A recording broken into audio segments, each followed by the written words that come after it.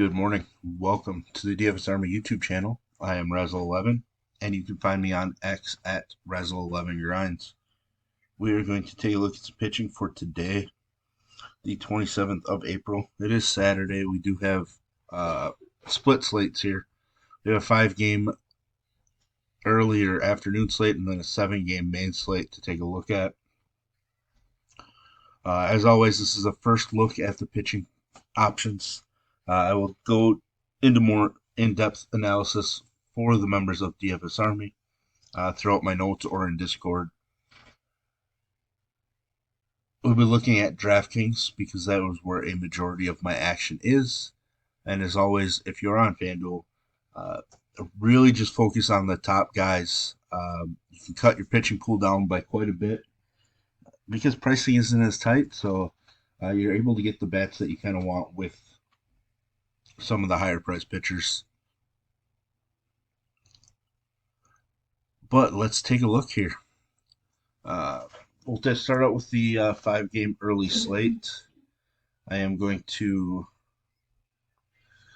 take a look at some weather. I haven't really seen an update yet. I think we're still waiting for our updated information. So we'll kind of go as if all games are going to play. DraftKings does list Baltimore as having some weather issues, but we'll have to pay attention.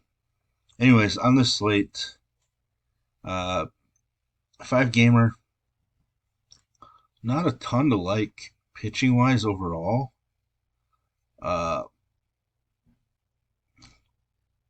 Looking at the game totals here, 2 games with 7.5 totals,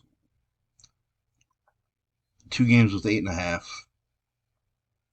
So, and then the Baltimore game with an 8 total as well. But initial look is I am very much interested in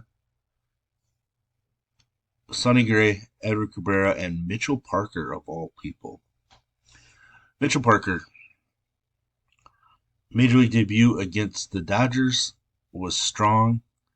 Came out and threw a ridiculous outing against Houston, and now takes on a Miami squad that just hasn't been very good. He is a slight underdog. Game total of 7.5, like I mentioned. Take a look at some K-prop numbers. K-prop of 4.5, but the juice is on the under. Not expected to be much of a strikeout guy, but is coming off of an 8K performance. A big price jump for him, but I think he's definitely an option here. Should be one of your highest owned, to be honest, if you're an MMEer like myself. Hunter Green, I'm always going to play just because he has ridiculous upside. He hasn't exploded for an upside start yet this year, but you can see gave up 6 earned in 6 innings and still put up 14 DK points because of the 9 strikeouts. So like his performances can be rougher, but his strikeout upside can kind of counteract the fact that he might give up a few runs or a few walks. Hunter Green is certainly an option. Tough matchup with Texas, but K-prop of 6.5. A minus. Actually, Texas is a minus 130 favorite. The one issue is that obviously this game and the Boston game have the highest totals on the slate. But like I said, strikeouts can negate a couple of runs being allowed. So Hunter Green just has the upside that we want to include in our pool. Edward Cabrera, somebody I'm definitely interested in. 17 strikeouts through 11 innings at the major league level. Big time upside.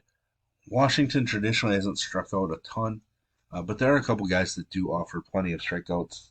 As long as Joey Gallo's in the lineup, there's always an opportunity for 3 or 4 strikeouts for Cabrera in that matchup.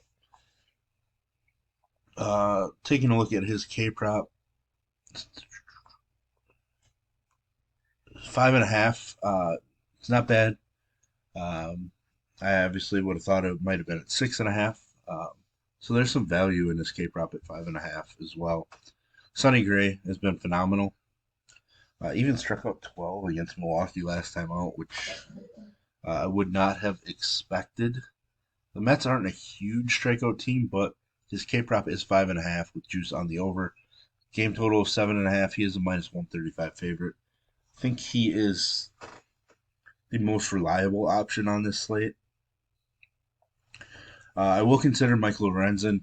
Has looked good in his two performances with Texas. Walks are up, which is a little worrisome, but he has just looked solid. Made one mistake in the Atlanta game, gave up that 3-run home run, but aside from that, was really strong. K prop of 4.5 with juice extremely strong on the over. And like I mentioned, he is a minus 130 favorite. So Lorenz is certainly there. Um, so we're looking at the top five guys in terms of price points as being our options. Maybe you can talk me into Cole Irvin, but I don't feel good about it. He just doesn't have a ton of K upside. There's K upside a little bit in the matchup. His K prop number is 4.5. Uh, but I mean, I can understand including him. I think he's going to be somewhat owned on this slate, so that might give me 6 pitchers on this 5-game slate. I don't really want to use pitchers in this Cubs Boston game. Um, Brown has made starts, but then he's worked in relief as well. Winkowski,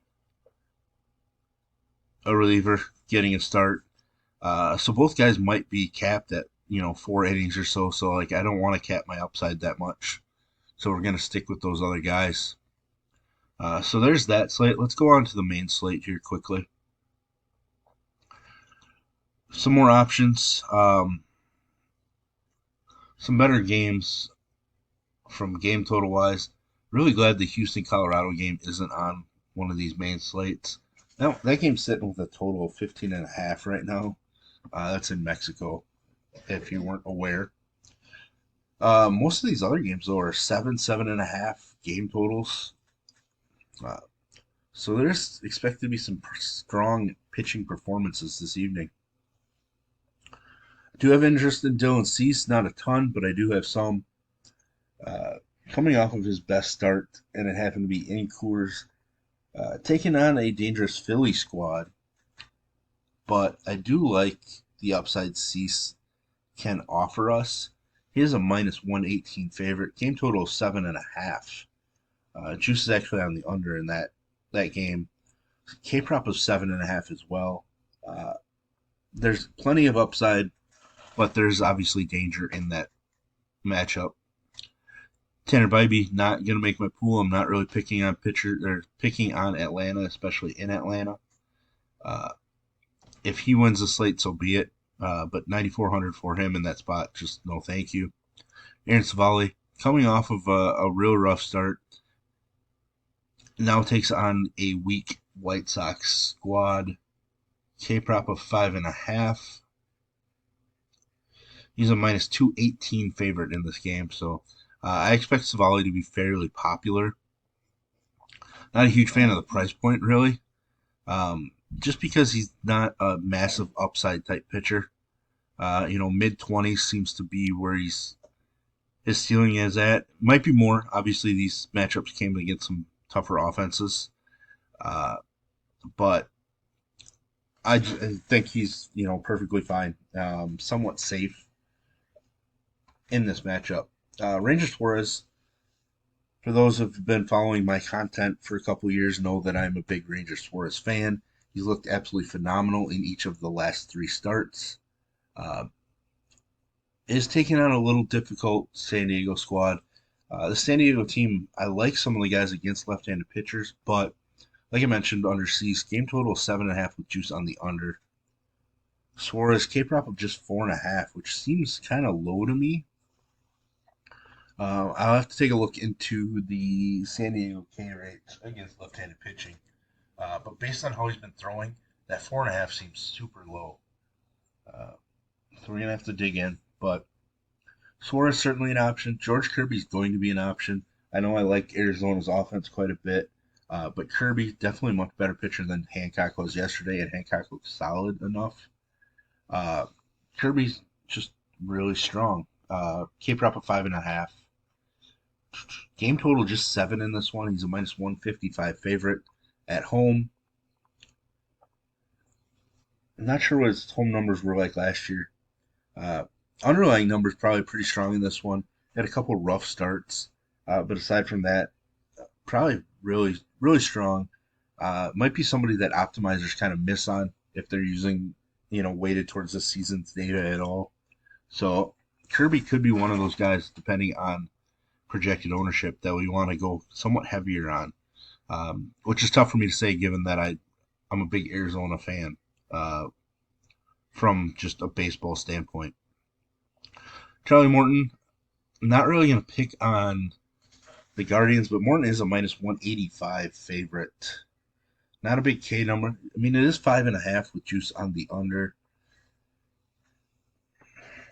I just don't know if I can get there with Morton. His price point's not bad. So he's kind of somebody I'm going to hold off and kind of add or subtract from the pool depending on where I'm at initial look. No thanks on Jordan Hicks. Coming off of a no strikeout performance, 4 walks. Walks have been up. His K numbers are down as a starter. I really wonder how long he's actually going to be able to last as a starting pitcher right now. Traditional or some arm injuries in his past really just was a reliever because of all that. Carlos Rodon's going to make my pool. K prop of 5.5 with juice very strongly on the over. Trying to find the Vegas line here. Rodon is a minus 118 favorite. He's somebody that I will stack against as well, just because he has that ability to get blown up a bit. Not really going to consider Martin Perez, even though I think like left-handed pitching against San Francisco in that ballpark might be the way to go, but he just doesn't have a ton of upside. The only guy down here I'm really considering at this point would be Paddock, but I don't really want to chase his career high performance. So I want to temper expectations, but we have been picking on the Angels with pitching of late, so I think Paddock's going to make my pool. I'm just not expecting a 36 out of him anytime this season again. So, but if you can go 6, basically one of these early starts, but going 6 innings, adding 2 innings with a win, probably gets him into the 20s, which is perfectly fine for me. I want raw points, so 20 to 25 fantasy points, please, for my pitchers. If I can get 50 to 60 out of them, we're in a great spot, and then we hope our stacks come through for us. So there we have it. There's the first look at pitching. If you enjoy what I bring to you, please hit the like button, hit the subscribe button, turn the notification bell on, get the alert anytime we drop videos here at DFS Army. If you want to get access to our coaches, tools, sheets, optimizer, Discord, etc., I'll put links in the description below. You can use promo code RAZ, that's RAZ, for 10% off monthly. And as always, best of luck, everybody.